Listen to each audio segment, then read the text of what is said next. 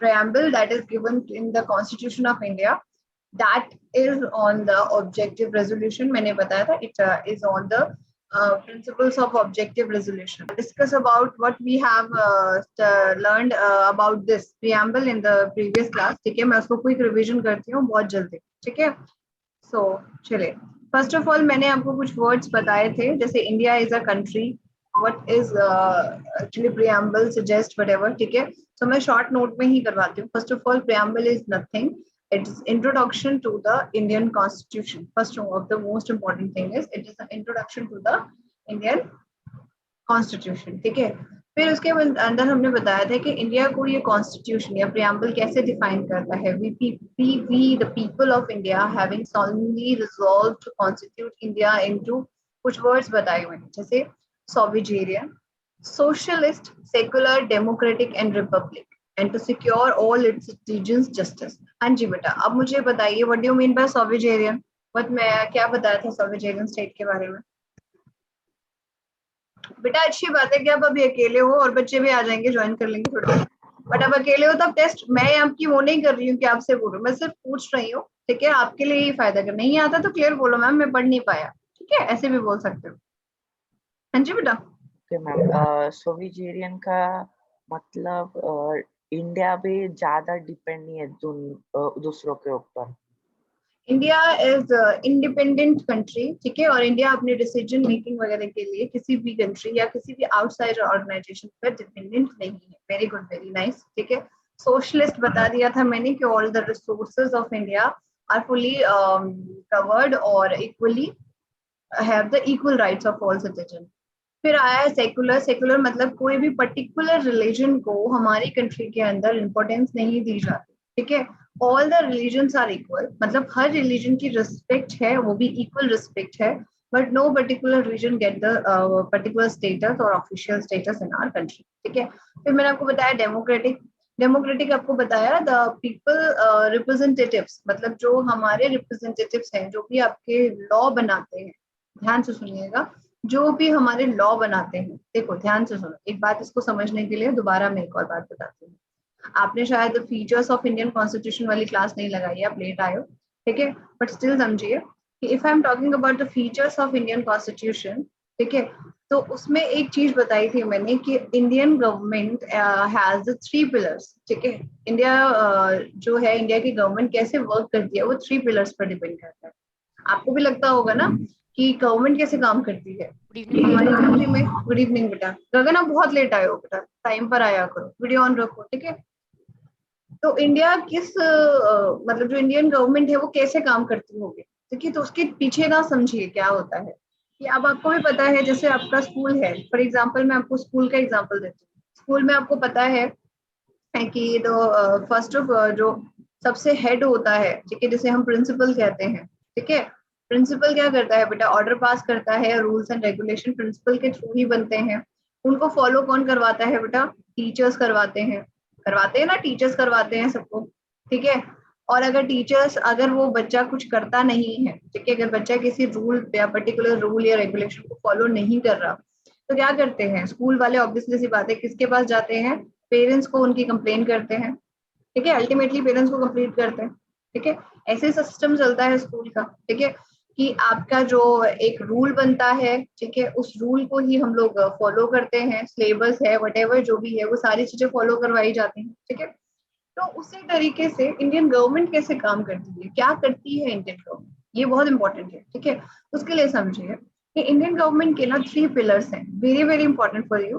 देखिए, सबसे पहला पिलर जो है वो कहता है कि दिस इज लेजिस्लेटिव, जैसे हम बोलते हैं लेजिस्लेटिव. ठीक है, और सेकेंड वन इज एग्जीक्यूटिव. ठीक है, और थर्ड वन कहा जाता है जुडिशरी को. आप चाहो तो नोट कर सकते हो, मगर मैंने पिछली क्लासेस में करवाया हुआ है. गगन आपको तो पढ़ाया हुआ है. ठीक है, आपको तो याद हो गया. ठीक है, तो जो लेजिस्लेटिव पार्ट है, ठीक है, जो लेजिस्लेटिव पार्ट है वो क्या करता है बेटा, एल से लॉ है, एल से ही लेजिस्लेटिव है. तो ये लॉ फॉर्मिंग है, मतलब यहाँ पर लॉ फॉर्म होते हैं, लॉ, रूल्स, रेगुलेशन. कहाँ पर बेटा, पार्लियामेंट में. ठीक है, और समझ आ जाएगा जब हम पार्लियामेंट पढ़ेंगे तब. मतलब हमारी कंट्री में किसी भी जगह पे क्या होगा, ठीक है, कौन सा नया रूल बनेगा, कैसे कोई रूल बनेगा, क्या चीज नहीं आएगी, वो कौन डिसाइड करता है बेटा? Our government. ठीक है। और कौन सी गवर्नमेंट के अंदर कौन सा वाला पार्ट? Legislative part. वो लेजिस्लेटिव पार्ट आपको उस चीज को रूल करेगा, फ्रेम करेगा किसी नई चीज को। ठीक है।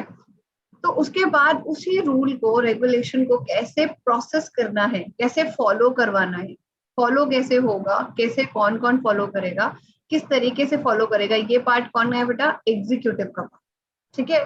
जैसे आपकी आर्मी है, पुलिस है, ठीक है, यूपीएससी है, या फिर क्या कहते हैं, ड्रग्स वाला ऑफिस है, या फिर एक्साइज है। समझ रहे हो ना मेरे को? जितने भी ऑफिसर्स हैं, जो भी आपका गवर्नमेंट में एम्प्लॉयज है, आईएएस है, ठीक है, यूपीएससी मतलब उसी के अंदर आ गया। फिर आता है जुडिशरी। मतलब ऐसा हुआ कि हमने कोई लॉ बनाया, ठीक है, और उस लॉ को फॉलो नहीं कर पाई हमारी कंट्री में, अच्छे से वो नहीं हो पाया, तो कौन डिसाइड करेगा उसके लिए क्या करना है? कोर्ट्स। ठीक है। जुडिशरी मतलब जस्टिस, मतलब जज। समझ आ रही है मेरी बात? कोर्ट्स में जज करेगा। ठीक है। मैं आपको इसको एक और एग्जांपल से समझा सकती हूँ। जैसे हमारी गवर्नमेंट ने एक नया रूल निकाला कि जितने भी स्कूल में बच्चे आएंगे, ठीक है, वो जो है उनका आधार कार्ड जो है, आधार कार्ड उनके पोर्टल से लिंक होगा। पोर्टल मतलब आपके एक ऑनलाइन पोर्टल बनाया जाएगा और उसे आधार कार्ड लिंक कराया जाएगा। ठीक है। अब इस आधार कार्ड लिंक होगा, ये एक रूल बन गया। ठीक है। ये संसद में पास हो गया, पार्लियामेंट में पास हो गया। अब एग्जीक्यूटिव पार्ट क्या करेगा बेटा? जो भी आपके एजुकेटर्स हैं, जो भी आपका क्या कहते हैं, ऑफिसेज हैं जहाँ पर एजुकेशन के काम होते हैं, तो इसमें दो ऑर्गेनाइजेशन देखी जाएंगी। एक तो बेटा एजुकेशनल इंस्टीट्यूट्स, मतलब जो स्कूल्स हैं या फिर जो भी हैं, और दूसरा आपका देखा जाएगा जो आधार का ऑफिस है। समझ आई? वो दोनों काम करेंगे इसमें। एक तो पोर्टल बनाएगा और एक इसमें आईटी वाला डिपार्टमेंट भी आएगा, तो उसमें सब कुछ देखेगा। फिर तीसरी चीज, पुलिस भी इसमें इन्वॉल्व होगी। पुलिस ये चेक करेगी कि हाँ जी यहाँ पर क्या हो रहा है, इंस्पेक्शन होंगे कि भाई सच में इस चीज को ये कर रहे हैं या नहीं कर रहे हैं। और बाई चांस किसी बच्चे को ऐसे ही एडमिशन मिल गया, उसका पोर्टल लिंक नहीं हुआ और वो पकड़ा गया, तो फिर कहाँ जाएंगे बेटा? कोर्ट में जाएंगे, उसके खिलाफ जाएंगे। ठीक है। समझ आ गया मेरी बात? कोर्ट विल डिसाइड कि इन लोगों ने इस वाले रूल को फॉलो क्यों नहीं किया। अब इस चीज को हम लोग जुडिशरी में जाएंगे। ठीक है।